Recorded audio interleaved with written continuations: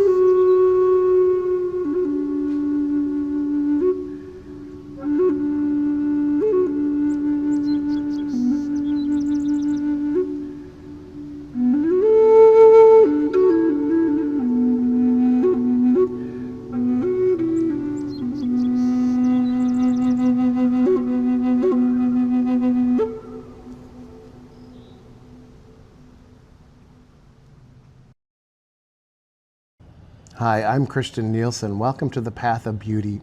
This morning my wife and I were marveling at a maple tree we once had in our yard. Unfortunately, the previous homeowners had planted it next to an ash tree, and the ash tree grew faster and blocked the sunlight and pretty much choked out the maple tree, which was never able to grow right. And sadly, a few years ago, it was diseased, and so we had to cut it down. But we find saplings from that maple tree trying to grow everywhere, in the grass, in the rocks of our landscaping, in our flower boxes, and even, I'm a little embarrassed to say, in our gutters. We haven't cleaned them out in a few years, and so soil forms there, and we had multiple maple saplings trying to grow out of our gutters. It says something to me about nature and about the cycles of life that nature continues to perpetuate. And nature isn't always discriminating where it casts its seeds, because it casts enough that it knows life will continue in one form or another. Which brings me to a story from the tradition of Jesus. It's in a few of the Gospels, and it's where Jesus is preaching to a group of people, and he's teaching them. And one of the ways he teaches them is through parables. Now, parables are not literal stories. They're not meant to be taken literal. You will miss the point if you do. And the idea is to teach. And oftentimes, as a pastor I used to know would say, if you think you understand a parable after reading it, read it again and again and again. Because often there are many interpretations, many different layers and levels that you can look at a parable. And the first parable Jesus teaches is about the parable of the sower.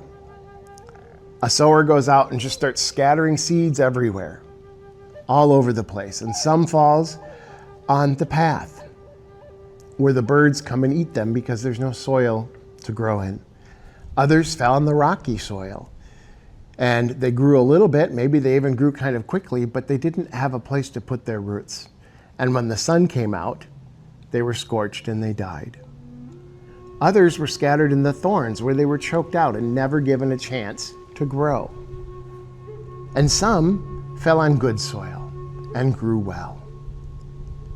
Now, depending on which version of the Bible you look at, you can actually see there's at least 3 different titles that commonly show up.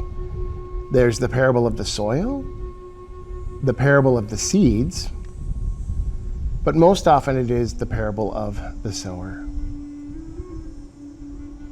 But even just looking at those titles, it shows us that there are different interpretations to the story. One interpretation, which is very commonly used, looks at the soil itself and looks at us as soil. Are we good soil to receive God's word and God's love? Are we the rocky soil? Are we the thorny soil? And I think that that is an a valid interpretation to a point, but it has been used in many ways to hurt people, maybe not even intentionally. Because it starts to cast judgment on who is ready and who is worthy of God's love and who is not. And with that comes a lot of judgment. But as the title of most translations use, what if it's not about the ground? What if it's about the sower of the seeds?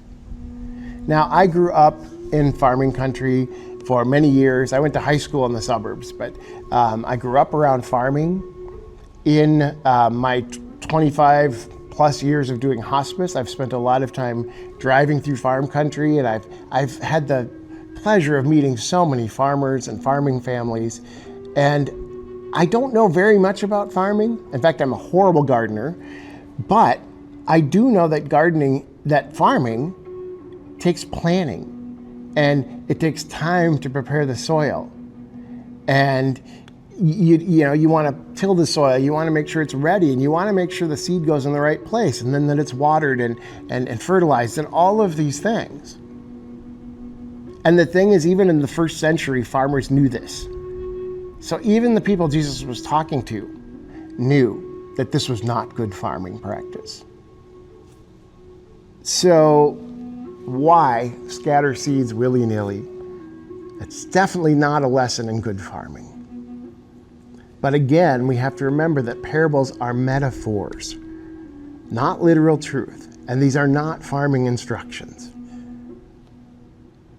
So what if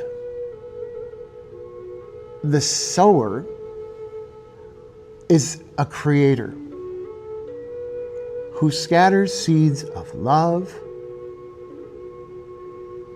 everywhere that creator goes? It doesn't judge which soil is right, which being is right or wrong. It scatters these seeds of love everywhere, not judging the ground in which they might grow or they might not. And what Jesus is talking about is creating a kingdom. Yes, often the word kingdom is used, but I also prefer kingdom. A kingdom of love and mercy and grace and justice. And the seeds are the seeds of God's love and the seeds of God's word scattered everywhere. And that's the idea. We are also to scatter seeds of love everywhere, not just on where we think the soil is worthy, not on our own estimations of whether love would be wasted. Hint, love is never, ever wasted. It's not our job to estimate the harvest. It's our job to plant love and care for it. And also trust that love and beauty and the divine will do the rest. Love is never wasted. It isn't. So, what does this parable tell us? That we are to be sowers of love, and we are not ones to judge the ground on which we scatter that love. So, may we scatter the seeds of love everywhere we go. May we even be unafraid to go into places where we might not think seeds would grow at all. Maybe a prison, maybe in communities of unhoused people. And again, not judging. Spread love in our LGBTQ community.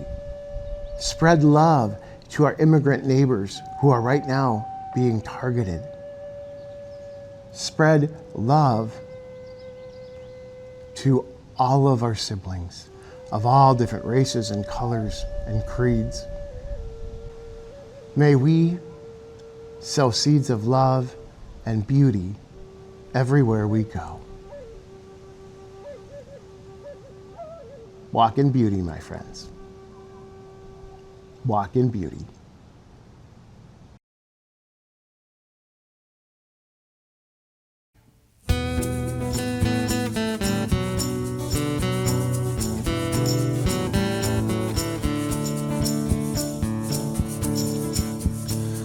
Sois la semilla que ha de crecer, sois estrella que ha de brillar. Sois levadura, sois grano de sal, antorcha que debe alumbrar. You are the seed that will grow a new sprout, you're a star that will shine in the night. You are the yeast and a small grain of salt, a beacon to glow in the dark. Id amigos por el mundo, anunciando el amor, mensajeros de la vida, de la paz y el perdón. Go, my friends, go to the world, proclaiming love to all, messengers of my forgiving peace, eternal love. Sois la mañana que vuelve a nacer, sois espiga que empieza a granar, sois aguijón y caricia en la vez, testigos que voy a enviar.